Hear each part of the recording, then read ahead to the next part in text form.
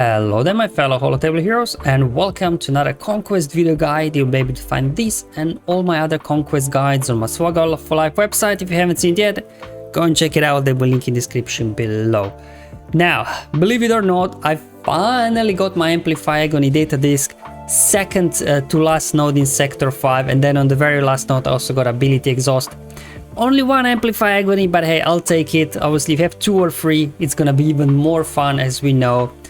So what I will do in this video, I just went back and just for fun re-recorded some of these boss battles just to show you once you do get Amplify Agony and Volatile Accelerator finally going. A lot of these battles are much easier, and as well then go through some datacron farming, you know, because we still have like some global feeds to do as well, just to show you how good this data disk set is with Amplify Agony. So I'm just here in Sector 2 going versus this best Carmando team with Nest. This especially if you have a low gear Sana, maybe it's a little bit more challenging, but once you've got Amplify Agony, you just blow through these guys, and keeping Sana alive is not that much of a problem. Let's just go ahead, blow Mando out of here. He's gone, they do a couple of AoEs, that's fine, we'll keep going. Dash comes in next.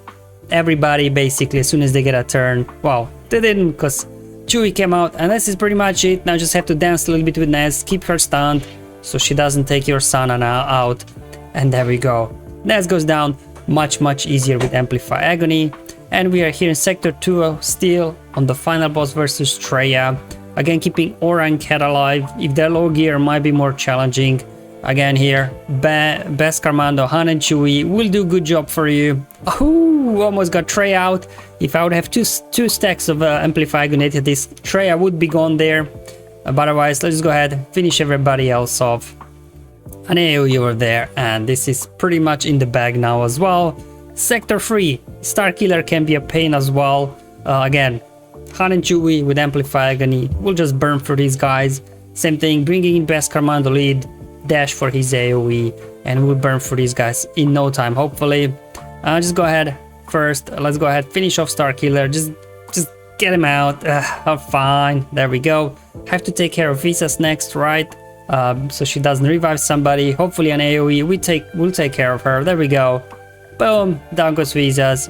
Down goes Mara, and only Ben to go.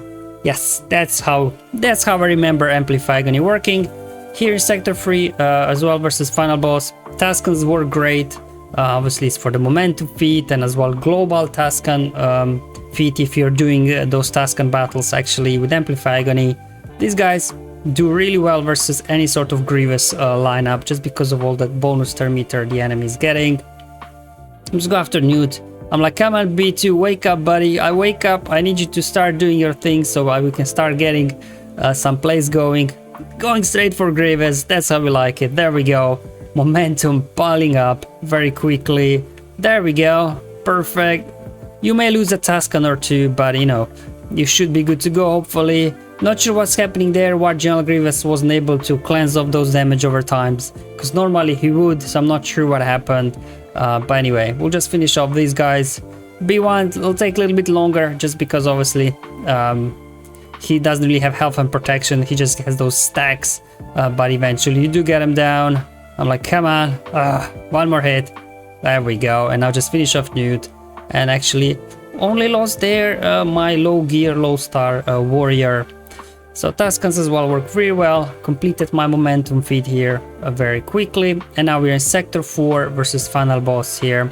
Again, if you have maybe lower gear Sith Assassin, could be a challenge, but Amplify Agony here, even with Darth Revan, works really well. All those debuffs we're dishing out will be triggering Amplify Agony and Volatile Accelerator data disks. So you should be able to burn for these guys. I'm just gonna do an AoE to begin with.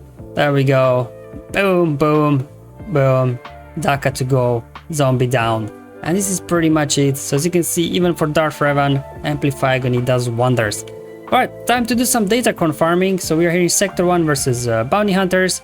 Obviously, if you do have Unaligned Force User feat to do, and you don't have like a Galactic Regent Rey or Kylo, I just kind of tried 2 different teams, and Inquisitors as well if you don't have those. If you do have Amplify Agony, you can still get this done very quickly. Like Commander Luke is really good just because of so much bonus turn meter we are getting, just because of all those debuffs and everything. As you can see, we're totally running turn meter training on them.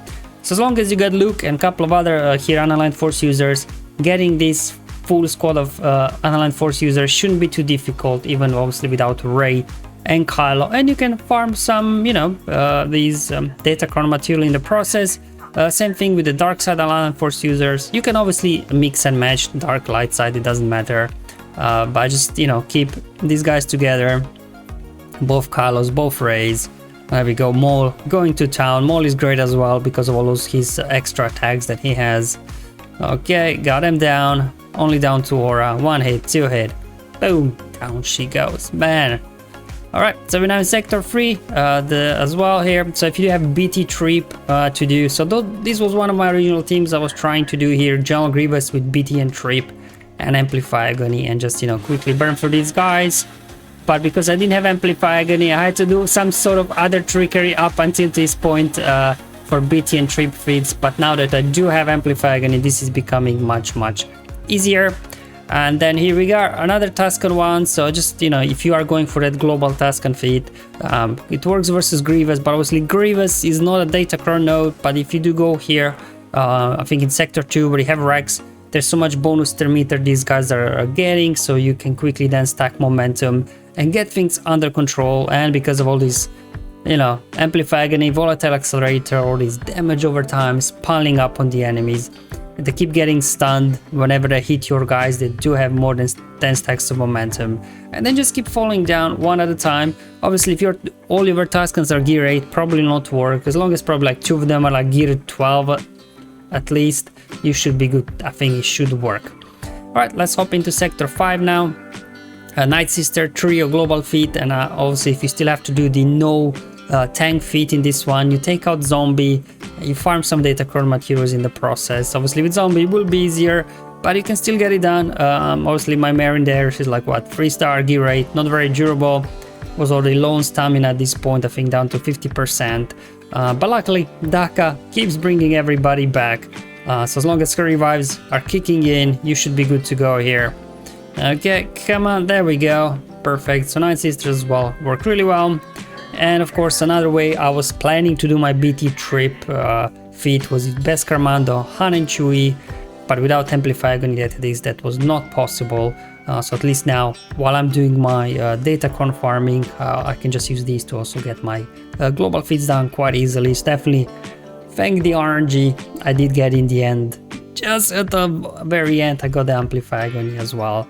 Like I said, ideally you have at least 2, because it makes these battles much faster, much better, but hey, I'll take 1 over none. Unfortunately there they got a stun on Chewie, so a little bit slowing down my roll, and that's why I lost there.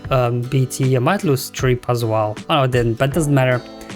Okay, so for Inquisitors, apologies, I forgot there on the screen to update data disks, so I removed the Amplify Agony on here and I put Zealous Ambition on there because this is Sector 5 where you have to do kills with Inquisitors, and if you do use Amplify Agony, they most likely will die from damage over time, so that won't count.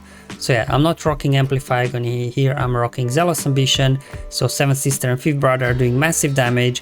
I excluded a 9th Sister as well here, just obviously you can do the no tank feat as well here in Sector 5 if you still need it.